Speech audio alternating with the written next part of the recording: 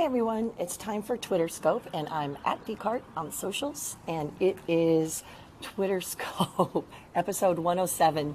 And today I'm going to be continuing along on how to host a Twitter chat. So yesterday on Twitter Scope we talked about why would I even care what that is? Who are you, strange lady sitting in front of Augie's in downtown Riverside, and why are we listening to you? My name is Dawn Carter at Descartes on the socials, and in Snapchat I'm at Descartes. What I want to let you know is we are here every day pushing back the veil of ignorance that surrounds Twitter, and it's been fun because your questions have been something that have been guiding the stuff that I get to talk about. So you can find all of the past episodes. In fact, I was up late last night editing some things on the channel. All of the past episodes, if you just search for hashtag TwitterScope, they'll all come up. So hashtag TwitterScope on YouTube, they will all come up. So I hope that these have been useful for you. You guys, please, please, please.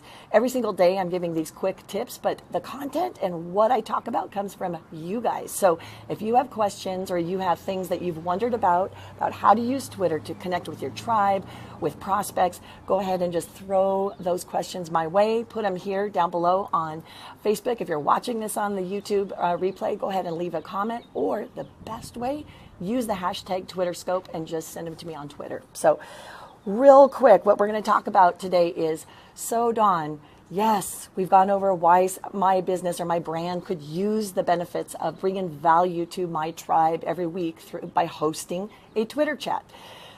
What do I do? How do I even start? How do I begin? So today I'm going to give you the mechanics of just some simple steps that you can do. But let me just throw out one caution. Don't go into this unless you're committed, because it takes work.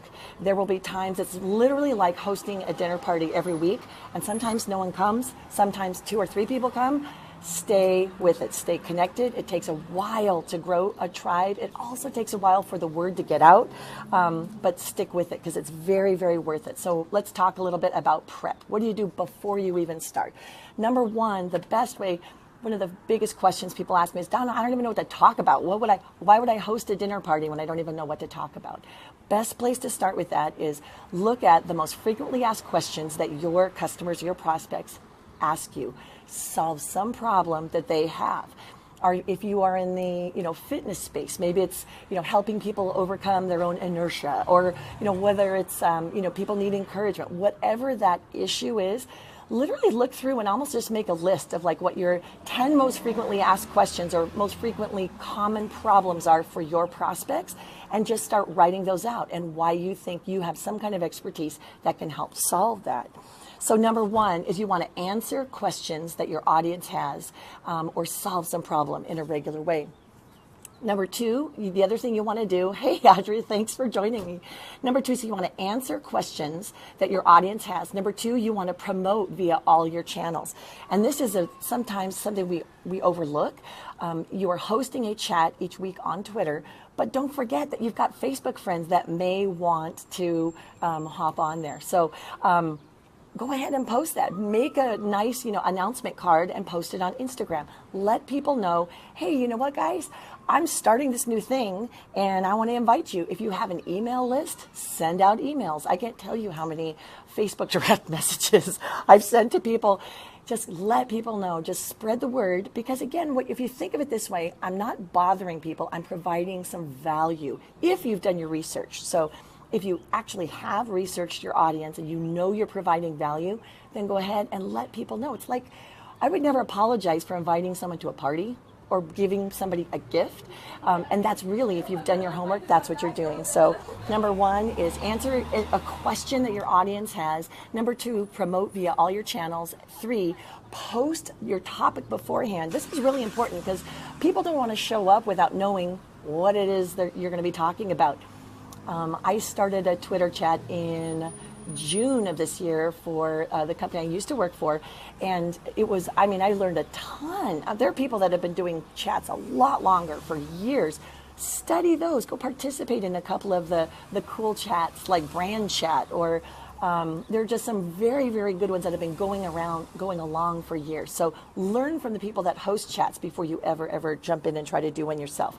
I learned a ton from people that were just watching how they did it. So one of the things was to post topics beforehand. So if you can let people know what to expect, that helps. That's actually what I ended up using Google Plus for. Never used it before, and I don't think I'll ever use it again, but I ended up posting as it was so easy to just post, hey, this week's topic is going to be this. Even giving people a sample of the questions is kind of nice. And then finally, before your chat, I know you can't really read that, but it says remind, number 4, remind people. So after you've already announced, the day before or the morning of, shoot out a little DM, shoot out a little tweet, hey, just a reminder. If you're going to be reminding people on Twitter, message that person.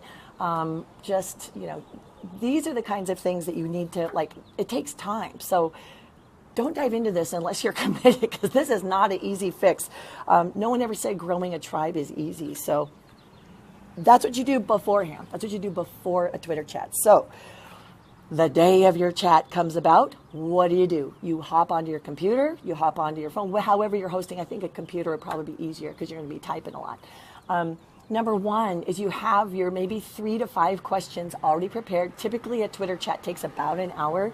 So you've got maybe, typically 3 to 5 questions. Maybe 3 is a great place to start. People start showing up. Sometimes they're a little bit late, so let people show up. You welcome them. Hey, I'm glad you're here. Those types of things. So it actually really helps to have a second person that's helping interact with those folks. You start posting your questions. A couple ways you can post questions. You can literally type out your text. Now, there are different formats. Let me back up real quick. The type of chat I'm explaining now is where you post questions and you find out what your tribe thinks, what their answer. So the collective wisdom. Another way you can host a chat is by interviewing someone. So you would be posting a question and then that person would be answering, again, always using the hashtag that your Twitter chat uses. Forgot to mention that. The glue where you all find each other is by using a common hashtag. So you can use questions. So typically you'll say Q1 and then put that question out. Because remember, you're just kind of texting and it can be disjointed. So you want to help bring structure and organization to it. So Q1 would be the first way you would do that. So Q1, what do you guys, blah, blah, blah, blah, whatever. And then as people participate and answer, they would say A1 colon. So here's an example of the format right there. So they would say in their tweets back to you, A1, all of you guys using the same hashtag. So I hope that makes sense for you. If not, tweet me. So usually, typically, people will get there to your assigned time and you'll welcome, hey, thanks, looking forward to a good whatever chat. And then you respond. If people are interacting, you want to answer back, those types of things.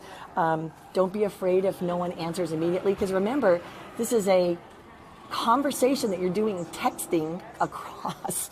Sometimes it takes a while for people to catch up to, or they're multitasking. So sometimes responses can be kind of slow. Don't let that discourage you. And then finally, in the middle of your chat, keep it flowing. If it's time to run on into the next question, say, hey, is everyone ready for question 3? Everyone, we're moving along. Question 3. Some brands even will prepare their questions into a little graphic. That's kind of more advanced. For right now, just type out your question.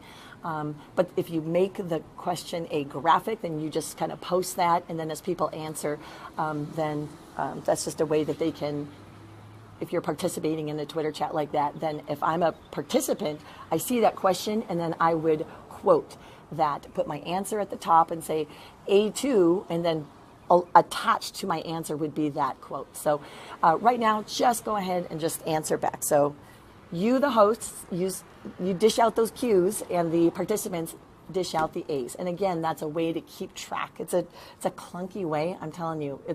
But can you believe people have been fighting through the clunkiness for years? So there are people that have been doing these Twitter chats every week for 2, 3, 4 years. So even though it sounds clunky, once you get into the flow of things, it actually does work. So you've done your chat. After your chat is done, you want to thank and follow everyone that participated. When your chat is finished, you kind of remind people, hey, we'll see you guys next week. Everyone gets done. If people are having cross conversations, that's a good thing, because remember, part of the value you're bringing as a brand is letting people make those connections. Some of the coolest people I've met virtually in those chats. So follow people on Twitter or through other channels if you're connected.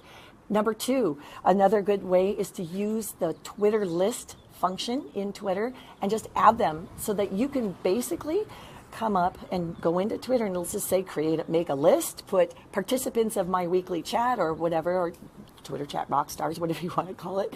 Then what happens if you go into Twitter, you can actually just see that group, their tweets come up if you click on that list. And it's a really, really nice way to also let your people know, hey, I've just added you, you're part of this community. It's giving that identity. So Twitter lists are a great way to organize that. Number 3, what does that say? Show notes. Go ahead and pull show notes together. And all show notes are just a recap. There's a great product called Storyfy, storyfy.com. If you just use that, if you've used your hashtag, you basically go into Storyfy, put in the hashtag you want to search for, and you can just drag and drop all those tweets in. So some people after a Twitter chat will literally just drag and drop the tweets. I typically would like to put a little bit of an intro so you can type. It's like an easy way to write a blog post, really. You just write, hey, this week's chat was about this. These are the top takeaways, because it's kind of hard to go through and just read through all the tweets. The nice thing about Storyfy is anyone that you've quoted or whose tweets you drug into that article or the post you're writing, they all get notified. So that's kind of nice to go, oh, I was quoted in so-and-so's Twitter chat story. So that's kind of a nice thing. So Storyfy, that's a really nice tool if you just want to do it real quick, drag in all the tweets from that by using that hashtag. Number 4, engage with your actives. So your actives are the people that were actually participating the most in that chat. And Storyfy is like, hey, Bridget, yeah, who do I learn from? You guys follow Bridget Willard. Amazing. I mean, a lot of the stuff I learned from people like her who are way more experienced in hosting chats than me. So I've learned a ton from her. So engage with your actives. And then finally, get feedback. Have those DM conversations with people that participated. What other topics would you like to see covered? Would you like to be a